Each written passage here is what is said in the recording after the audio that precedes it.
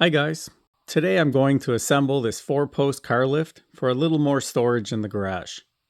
So let's get started.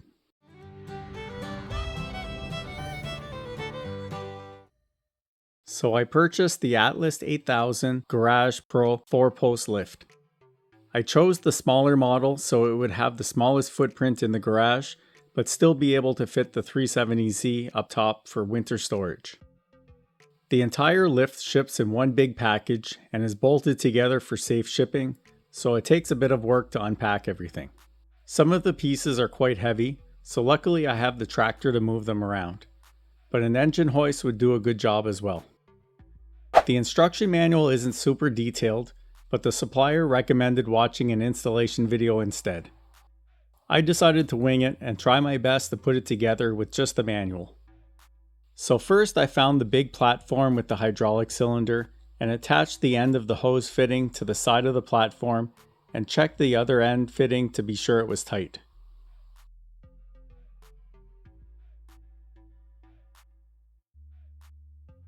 Then I pulled the cylinder out to about 18 inches from the end of the platform and made sure the cables were laid out correctly.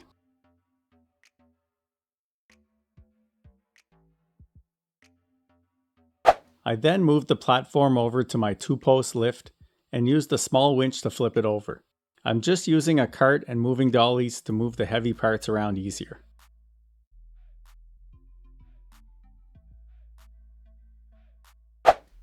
Next, I unpack 2 of the posts and 1 crossbar and assemble them partially by laying them down and sliding the crossbar in.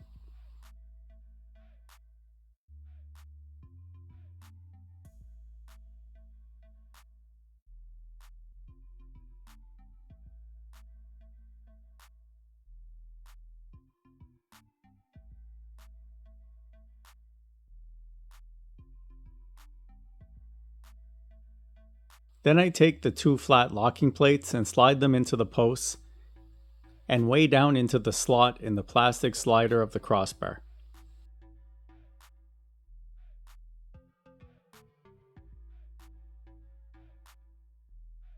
Then I stand the whole assembly up and add the cap plates to the top of the posts, which secure the locking plates in place and later allow adjustability.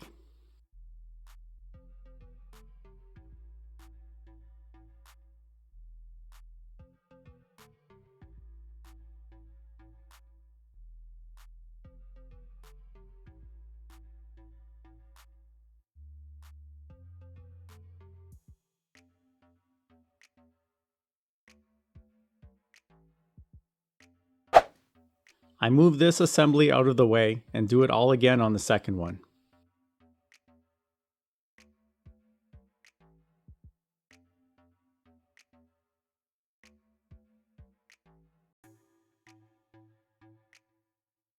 With both post assemblies together, I move the second platform to the winch and flip it over. Then I move the 2 platforms over to one of the post assemblies and lift one end of the platform onto the crossbar. Unfortunately, this is where I made my first 2 mistakes. First, the manual said to install the crossbar at the lowest position, which I thought was the very bottom, but really it should have been the first lock position. Now, while it was easier to get the platform onto the crossbar, this will complicate things later. So for now I bolt the platform to the crossbars, but my second mistake is I forgot to add the spacers that hold the safety plates, but I do install them later. I then slide the second post assembly over to the platforms and lift each onto the crossbar and bolt them down as well.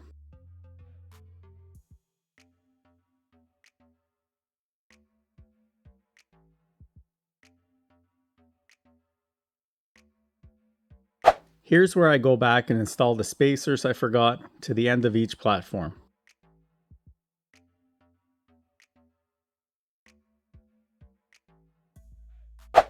With the structural parts of the lift assembled, I then go about squaring it off by measuring diagonally from corner to corner. Then using a pry bar, I shift one side until both diagonal measurements are equal.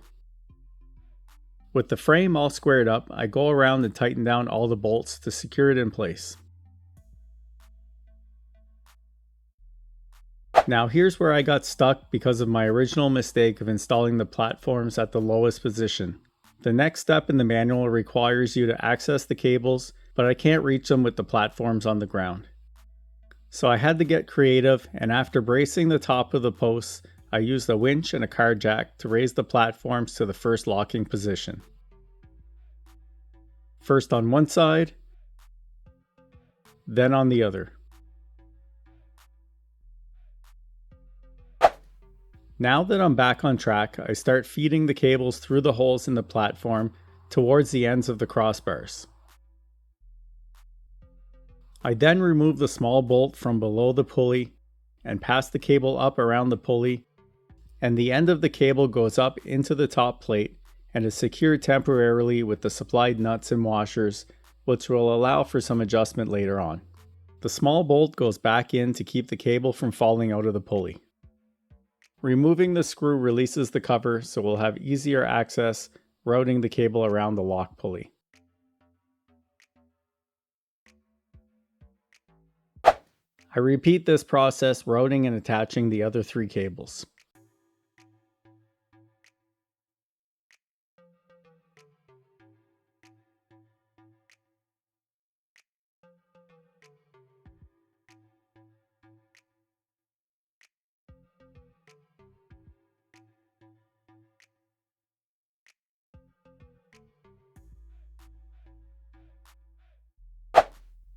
Next, I attach the hydraulic pump to the bracket on the post.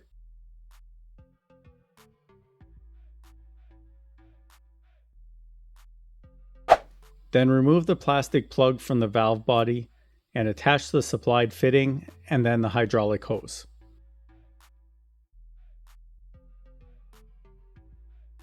The other end of the hydraulic hose connects to the fitting we installed on the platform earlier. Next, I route the plastic hydraulic return line through the hole in the platform and into the hydraulic tank, attaching it to the hydraulic hose. It's now time to install the lock release rods. First, I slide the release lever into the hole in the crossbar nearest to the hydraulic tank. Then I take one of the long tie rods, slide it through the center ring, and bolt the left side to the lock release arm. The right side then bolts to the upper hole of the lever plate. I slide the next section of the rod through the crossbar from the other end of the lift, then crawl under the lift and connect the long section of connecting rod to the end of the lever rod using the coupling nut. Then I slide the last section of connecting rod through the crossbar and connect that to the end of the long connecting rod. With the connecting rod assembled, I take the second of the long tie rods and bolt it to the top of the lever plate and to the lock release arm. Next, I attach the 2 small tie rods to the remaining lock release arms and to the bottom of the lever plates. Finally, with everything snugged up, I lock all the bolts in place. It's now time to fill the hydraulic tank.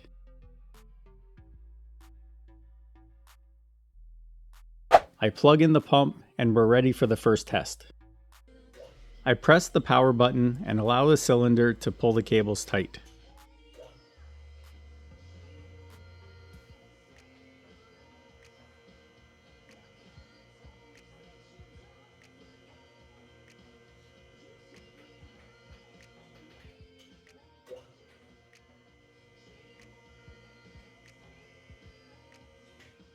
Then check all 4 corners to be sure the cable is tracking properly, then continue raising the lift.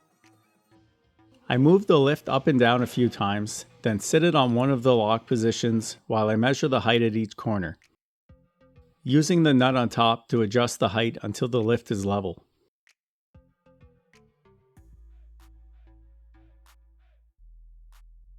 With the lift leveled out, I then cycle it up and down all the way to make sure it's functioning properly.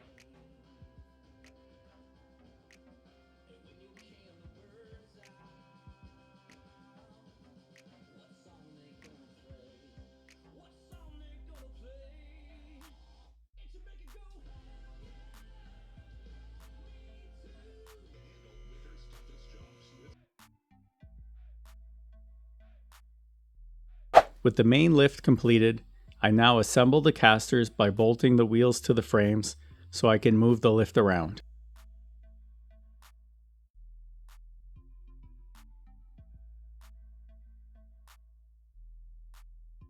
Alright, so to move the lift, we need to raise it up a little ways and slip the caster frames under the crossbars and pin them to the outside corners of the posts.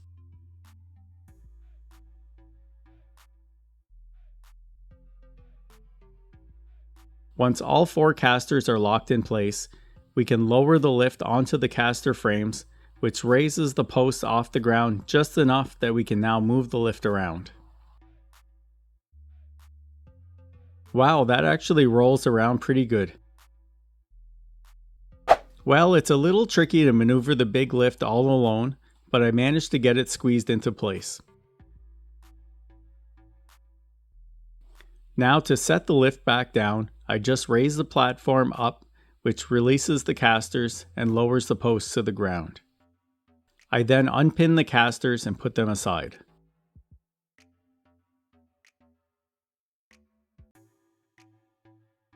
I set the ramps in place and the lift is ready to use. Now to test the lift out, I'm going to load my old Honda Civic on it. Since the Civic isn't running, I'm using a winch to pull it up onto the lift. With the car in place, I stick some chocks under the wheels and move the ramps out of the way.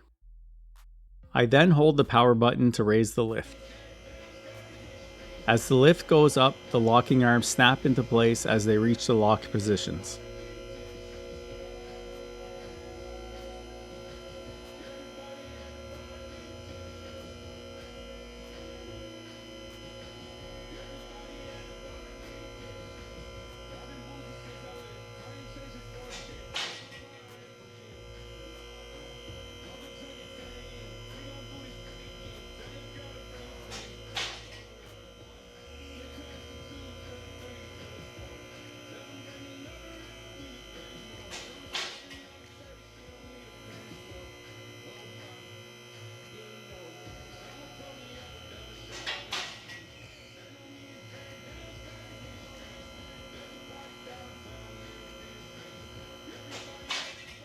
This video was brought to you by Atlas Auto Equipment. You can find this 4-post lift and many other products at atlasautoequipment.ca.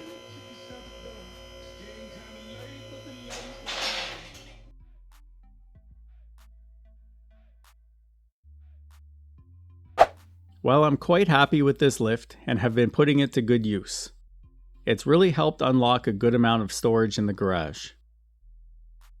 Well, that's going to be it for this video. Thanks for watching, and I'll see you in the next one.